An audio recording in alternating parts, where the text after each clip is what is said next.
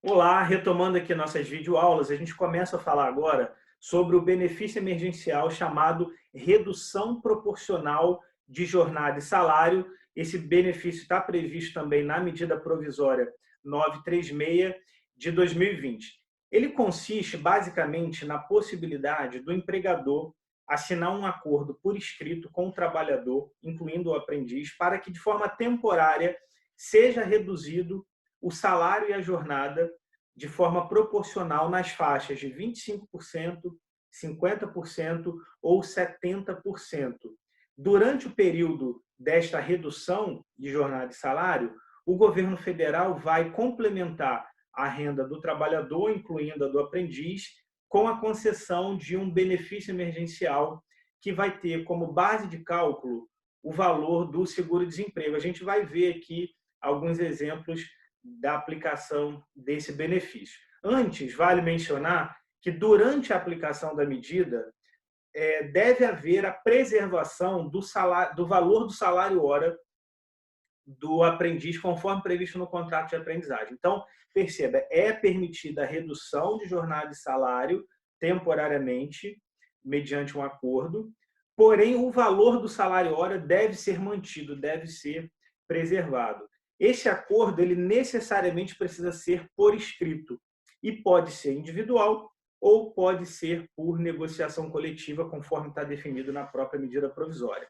Outra regra importante é que o aprendiz ele tem que ter acesso à minuta desse acordo por escrito com uma antecedência mínima de 2 dias, para que ele possa analisar os termos do que está sendo proposto no acordo e possa decidir, então, se ele deseja firmar o acordo ou se ele não deseja firmar o acordo. Uma outra regra que está prevista lá na medida provisória é que, feito o acordo, assinado o acordo, a empresa deve, no prazo de 10 dias, encaminhar esse acordo individual para o respectivo sindicato dos trabalhadores. E isso foi objeto, inclusive, de uma discussão no Supremo Tribunal Federal acerca da constitucionalidade dos acordos individuais de redução de jornada e salário. Num primeiro momento, o Supremo, por liminar, entendeu que deveriam ser tomadas novas providências quando feito o acordo individual, mas no plenário essa decisão liminar não foi confirmada, portanto, não há necessidade de manifestação do sindicato sobre esse acordo individual, embora permaneça a regra do artigo 11, parágrafo 4º, que diz lá de forma expressa que a empresa deve, em 10 dias, encaminhar um acordo individual ao respectivo sindicato laboral. Bom, a gente tem na tela agora uma tabela que mostra exemplos de como ficaria a nova jornada do aprendiz após a aplicação da medida de redução jornada e salário. A maioria dos aprendizes tem uma jornada semanal de 20 horas, de 30 horas e, em casos muito específicos, de 40 horas.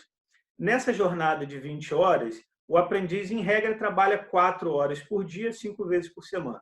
E na de 30 horas, em regra, 6 horas por dia, 5 vezes por semana. Se fosse aplicado uma redução de jornada e salário na ordem de 25%, para um aprendiz cuja jornada inicial era de 20 horas semanais, esta nova jornada, jornada remanescente do aprendiz, será então de 15 horas semanais. Já se fosse aplicada uma redução, jornada de salário de 70% para um aprendiz cuja jornada inicial era de 30 horas, a nova jornada, jornada remanescente, será de 9 horas por semana, óbvio.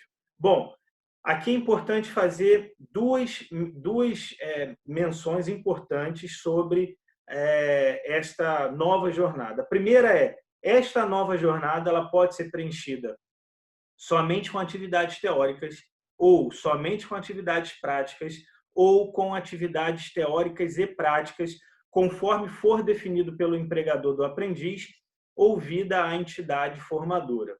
A segunda regra é que a distribuição desta nova jornada, da jornada remanescente, ao longo da semana, pode ser centralizada em alguns dias ou distribuída ao longo de vários dias da semana, desde que não ultrapasse o limite da jornada diária do aprendiz. Vou ser mais específico. No caso da jornada de 30 horas semanais, que foi reduzida em 70% e agora, portanto, é de 9 horas por semana. Esse aprendiz, no contrato, tem uma jornada diária de 6 horas por dia, por isso 30 horas semanais.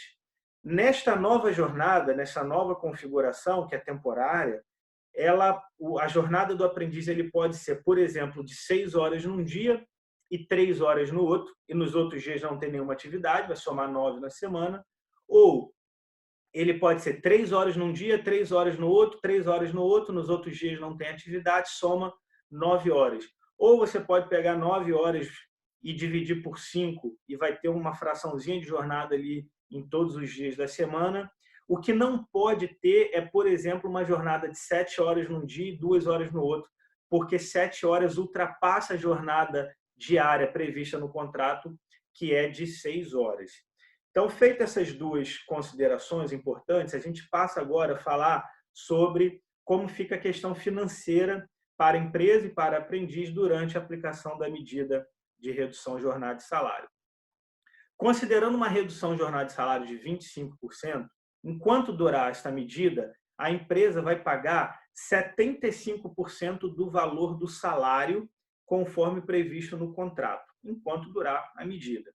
Por sua vez, o governo federal vai pagar para o aprendiz um benefício correspondente a 25% do valor a que ele, aprendiz, teria direito de seguro-desemprego. E aqui vale uma pequena observação. Em regra, os aprendizes não têm direito ao seguro-desemprego por não preencher os requisitos da concessão do benefício previsto na Lei de Seguro-Desemprego. Então, como que o governo vai pagar um benefício que tem por base o valor do seguro-desemprego? Vai pagar porque é muito simples. O que está previsto na medida provisória 936 não é a concessão do seguro-desemprego. Este, sim, benefício que o aprendiz não teria direito na maioria dos casos. Mas vai pagar um outro benefício chamado benefício emergencial, que tão somente utiliza a base de cálculo do valor do seguro-desemprego, mas não se confunde com ele. Então, o seguro-desemprego, sim, o aprendiz não teria direito, mas o benefício emergencial, sim, ele vai ter direito. E este benefício emergencial não se confunde com seguro-desemprego, mas apenas utiliza a sua base de cálculo. E que base de cálculo seria essa? Bom, os aprendizes, na maioria das vezes, eles ganham um salário inferior a um salário mínimo, justamente por terem uma jornada parcial. O benefício do seguro-desemprego, ele tem como piso um salário mínimo. Então, quem ganha menos de um salário mínimo, quando chega no seguro-desemprego, o valor é de um salário mínimo, porque este é o piso do benefício. Portanto, o benefício emergencial que será pago ao aprendiz durante o período da redução proporcional de jornada de salário terá como base de cálculo o salário mínimo. Isso, obviamente, para os casos em que o aprendiz receba salário inferior a um salário mínimo mensal. Para aqueles aprendizes que ganham mais de um salário mínimo, que são situações extremamente excepcionais e raras, o cálculo já seria um pouco diferente.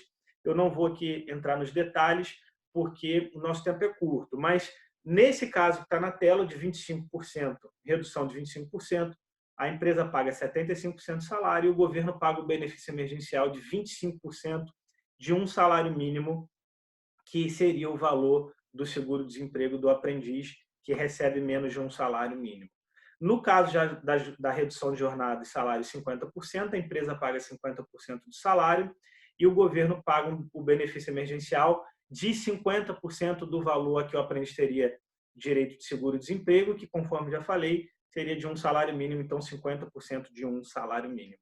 Na redução de jornada de salário 70%, a empresa paga 30% do salário enquanto durar a medida emergencial, e o governo paga um benefício correspondente a 70% do valor do seguro-desemprego que o aprendiz teria direito, que seria 70% de um salário mínimo. Continue aí, a gente continua no próximo vídeo sobre o tema redução proporcional de jornada e salário.